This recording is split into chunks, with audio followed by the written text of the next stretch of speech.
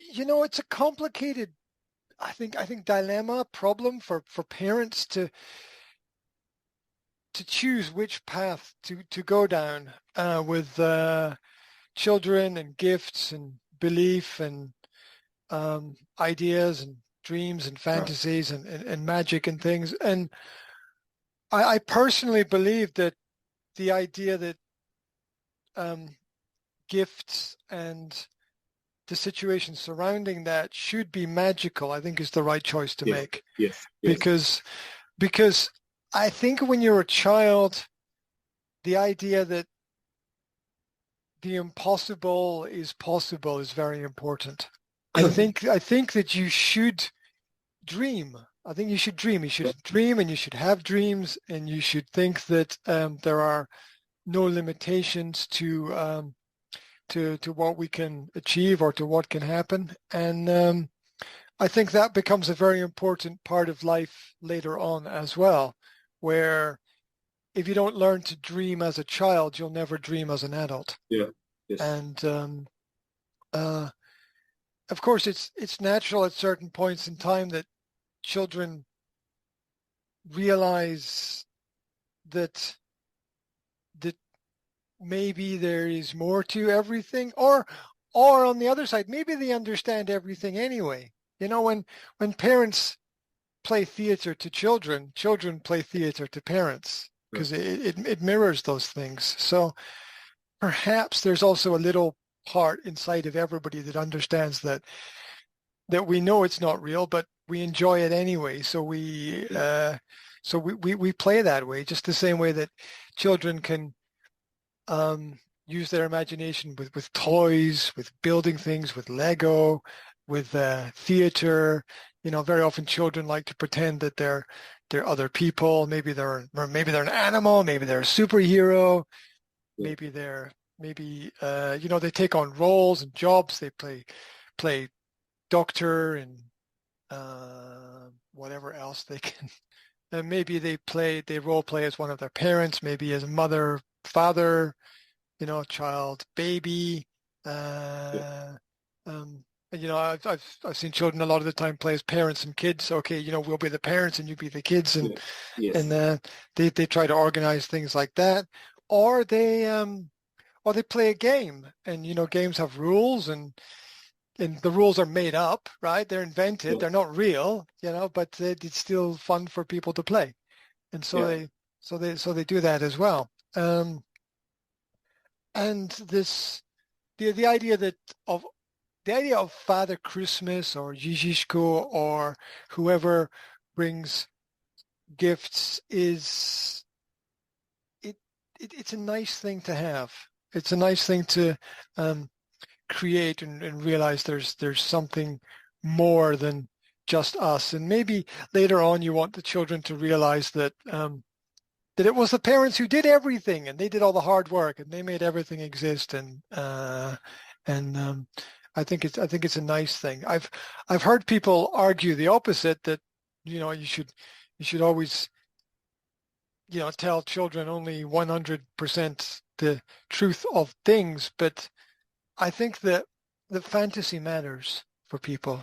Yeah. And I think that if you can, and then look at the world around about us, we're entertained by fantasies, whether it's our own personal dreams or ideas or visions, um, or whether it's music and songs where people are singing about things that haven't happened or didn't happen, or even any part of the entertainment industry. Anything on television, right? None of it's real. It's Right. it's all pre-programmed and scripted and presented to people as entertainment, and why not?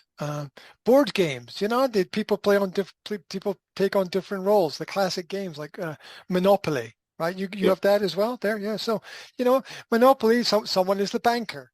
They're not really a Right. banker, but they play the role of that character in Yeah. the game, and it makes it more fun.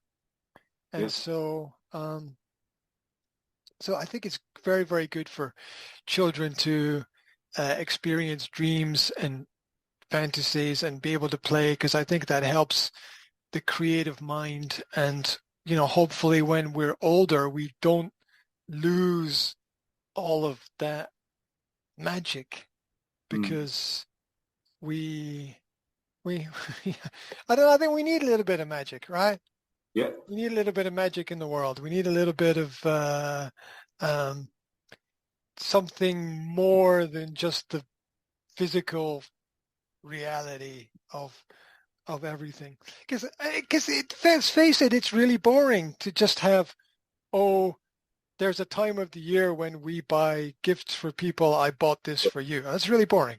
There's no real expression of magic within that. We need to believe that magic is real. Where would technology be without magic and dreams, right? If somebody didn't dream about how to make a computer, we wouldn't have a computer. If somebody didn't dream about how to design a car and make it beautiful, we wouldn't have that. If somebody didn't have vision in business to create a new product or visualize a new market or design a factory or do any of those things, then we wouldn't have anything.